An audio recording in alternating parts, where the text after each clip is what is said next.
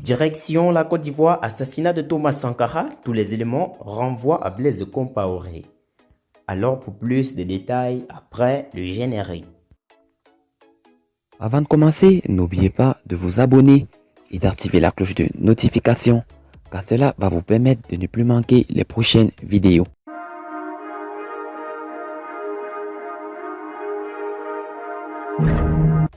L'ancien président burkinabé Blaise Compaoré, chassé du pouvoir par une insurrection populaire en 2014, après 27 ans passés à la tête du Burkina Faso, sera devant le juge très bientôt. Et pour cause. Exilé en Côte d'Ivoire, Blaise Compaoré pourrait-il échapper à la justice burkinabé dans le dossier de l'assassinat de Thomas Sankara? Le 15 octobre 1987, le capitaine Thomas Sankara a été assassiné avec 12 autres de ses compagnons par un commando.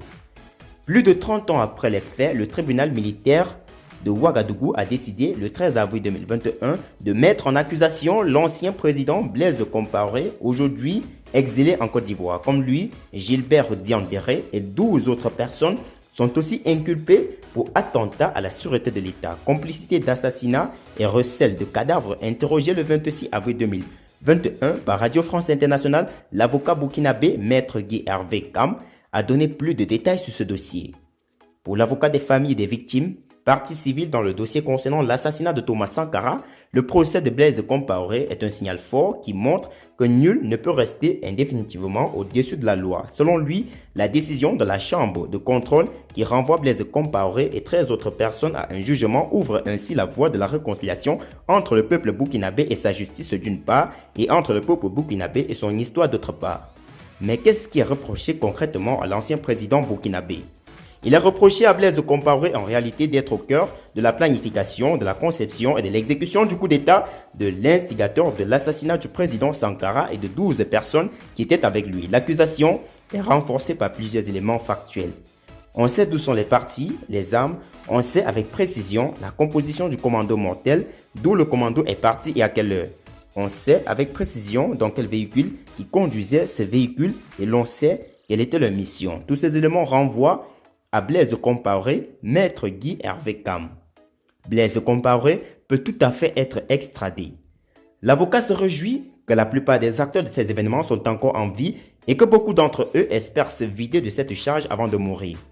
Quand vous preniez Hyacinthe Kafondo, quand vous preniez le lieutenant Diandéré à l'époque, ils étaient tous les adjoints de Blaise Compaoré. Le commando mortel est parti dans le véhicule de Blaise Compaoré et il ne peut pas ignorer. Heureusement pour le procès, beaucoup de personnes survivent encore et beaucoup ont estimé que Dieu leur avait donné l'occasion de pouvoir se vider de cette charge avant de mourir. Donc, les gens ont parlé et nous pensons que ce procès sera l'occasion de faire ressortir enfin la vérité. Espère-t-il. Même si Blaise Compaoré a toujours nié son implication dans l'assassinat de son frère d'armes Thomas Sankara, l'avocat des familles des victimes, lui, fait savoir que, devant le juge, on n'a pas besoin de l'aveu pour établir la culpabilité de quelqu'un qui est poursuivi. D'ailleurs, dit-il, dans nos systèmes juridiques, l'aveu n'est pas considéré comme une preuve.